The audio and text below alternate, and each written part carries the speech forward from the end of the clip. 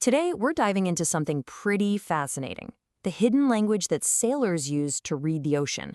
This isn't just about looking at a map, it's about understanding the massive, invisible forces that can make or break a voyage. It's a language of survival. I mean, think about it for a second.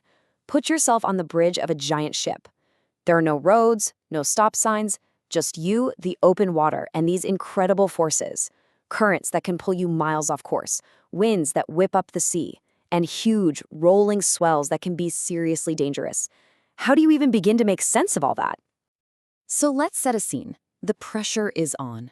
A port state control inspector, one of the most intimidating officials in the whole maritime world, points a finger at a nautical chart and hits you with that question. Your professional knowledge is on the line, and everyone's watching. So, what is the perfect answer? Well, that's exactly what we're going to break down right now. We're going to walk through, step by step, what you need to know to answer that inspector with total, unshakable confidence. First up, let's tackle those ocean currents. The best way to think of these is as giant, invisible rivers flowing through the sea.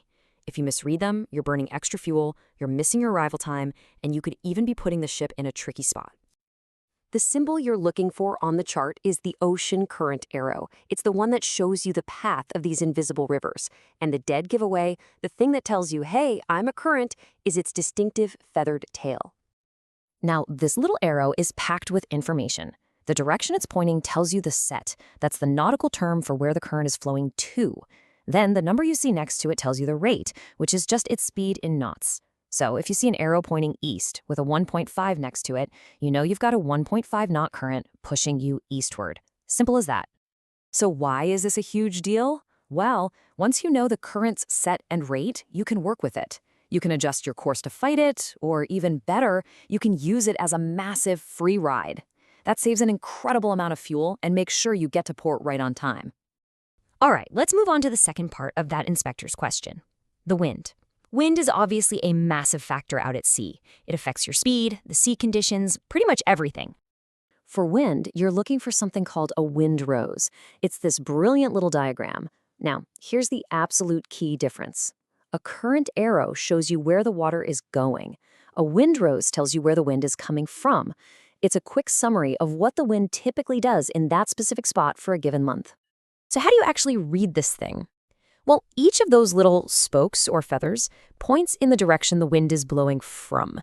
The longer the spoke, the more often the wind comes from that direction. And that number in the middle? That's the average wind strength on the Beaufort scale. So a 5 in the center with a really long spoke pointing from the southwest tells you, hey, this month, expect a lot of fresh breezes blowing in from the southwest. And that's what voyage planning is all about, right? Using this data to anticipate what the sea is going to be like so you can plot a route that's not just faster and more fuel efficient, but also a heck of a lot safer. Okay, so we've got currents and wind, but there's a third, incredibly powerful force that every good mariner has to respect, and that's the swell. And these are a totally different beast from your everyday wind-driven waves. See, swells are these long, powerful, rolling waves that have traveled hundreds, maybe thousands of miles from the storm that created them. They carry a ton of energy. On the chart, you'll see them as another arrow, but to make sure you don't mix them up with current arrows, they're usually dashed or have a special wavy line. Reading these is actually pretty straightforward. The arrow points in the direction the swells are traveling towards, and that number you see next to it, that's their average height in meters. So an arrow marked 3M is a clear heads up. Expect some big 3-meter swells rolling in from that direction. So why is this so important? Honestly, it's about safety. Because if a big ship gets hit by these powerful swells at just the wrong angle, it can trigger something incredibly dangerous called parametric rolling.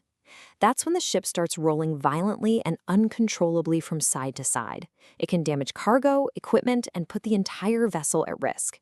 So yeah, reading swell arrows is absolutely critical. All right, we've just decoded the symbols for current, wind, and swell.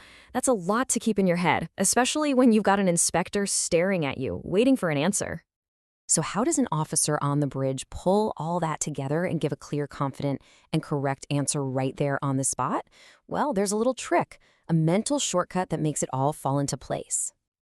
And here it is. It's just 3 letters, DSH. This is the secret to structuring that perfect answer. For any of these symbols we just talked about, All you have to do is state its direction, its strength, and how it helps you in your planning. Let's just run through it. D is for direction. Where is the current, wind, or swell going or coming from? S is for strength. Is that speed in knots, frequency as a percentage, or height in meters? And H is for how it helps. How does this information help with saving fuel, figuring out your arrival time, and most importantly, avoiding danger? DSH. It's simple, it's elegant, and it covers all the bases. And that really gets you thinking, doesn't it? A nautical chart is a language that was designed to make the invisible visible, to bring order to the chaos of the ocean. It just makes you wonder, what other complex systems are all around us, speaking in their own secret symbolic languages, just waiting for us to crack the code?